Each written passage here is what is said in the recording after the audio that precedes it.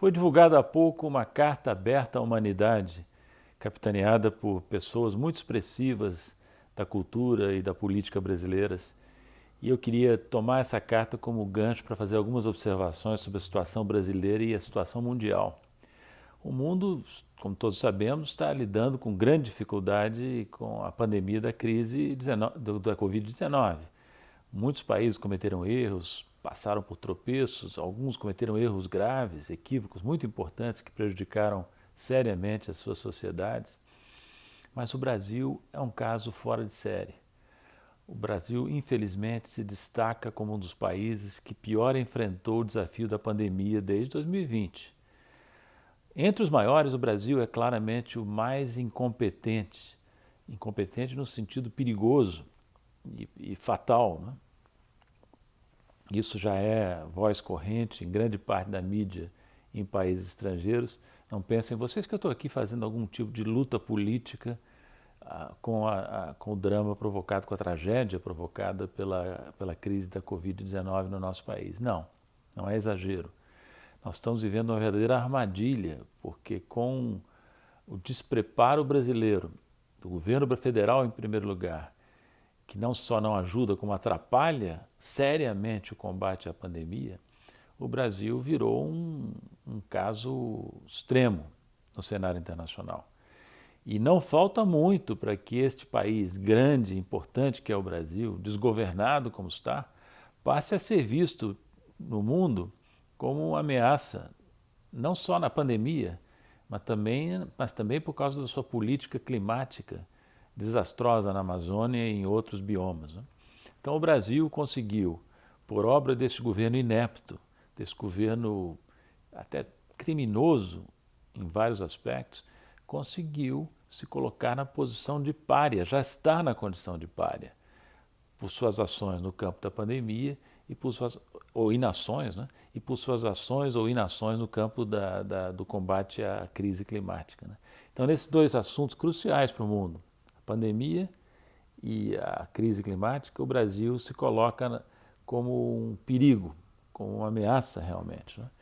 E não podemos subestimar o risco que o país fique sujeito, como já está, aliás, né, a sanções crescentes, a restrições crescentes e, no limite, não se pode descartar até mesmo que se criem as condições para uma intervenção estrangeira, politicamente correta, em que façam uma intervenção em nome dos interesses de uma humanidade ameaçada pela pandemia e pelas condições climáticas cada vez mais difíceis.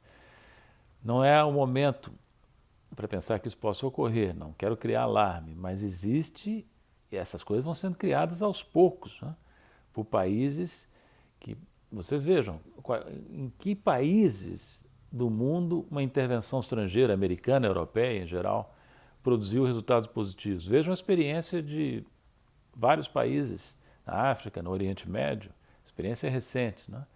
Então o Brasil tem que se cuidar muito, né? A situação é, sem dúvida nenhuma, desesperadora. Não há dúvida. Nós estamos num quadro muito, muito difícil. E até entendo que as pessoas desesperadas possam cometer equívocos. E eu digo isso por causa dessa carta aberta à humanidade que foi divulgada há pouco. Uma carta capitaneada por pessoas da maior importância. Leonardo Boff, Chico Buarque, Frei Beto, pessoas que merecem todo o respeito pela contribuição que deram à sociedade brasileira, à cultura brasileira, à política brasileira. E, no entanto, eu entendo que essa carta aberta à humanidade é essencialmente um equívoco político, né? E por que eu digo isso? Porque, na realidade, quando você escreve uma carta nos termos da carta que foi divulgada, em que o Brasil clama por socorro, o Brasil apela não só às instâncias nacionais, mas apela também a instâncias internacionais, como as Nações Unidas, pedindo que eles venham salvar o Brasil de uma política genocida praticada pelo governo federal. Quando se faz isso, na realidade, há um pequeno equívoco aí. Não existe a humanidade. A humanidade não existe politicamente. O que existe politicamente no mundo são os Estados nacionais, as autoridades subnacionais e as organizações internacionais, os acordos internacionais, que têm, entretanto, um escopo limitado e que são controlados em larga medida, em maior ou menor grau, pelas grandes potências. Por exemplo, as Nações Unidas são comandadas em assuntos cruciais pelo Conselho de Segurança, que é, por sua vez, dominado por 5 membros permanentes: Estados Unidos, Inglaterra, França, China e Rússia. Não é? Então, o mundo é muito desigual. As nações defendem, sobretudo, o seu interesse, os seus interesses. Como dizia De Gaulle, as nações não têm amigos, têm interesses. Então, imaginar que o Brasil, na emergência que se encontra, vai encontrar uma solução fora das nossas fronteiras, com apelos desse tipo, é, no meu modo de ver, um equívoco, uma ilusão. Não é?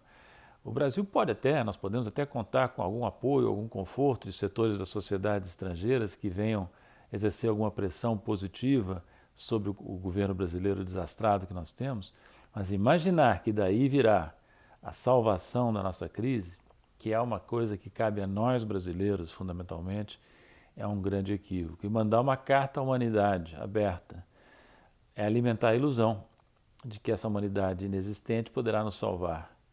É alimentar, inclusive, no meu entender, ilusões perigosas que podem ajudar a criar o caldo de cultura para intervenções estrangeiras politicamente corretas em nome de uma humanidade e a rigor inexistente do ponto de vista político.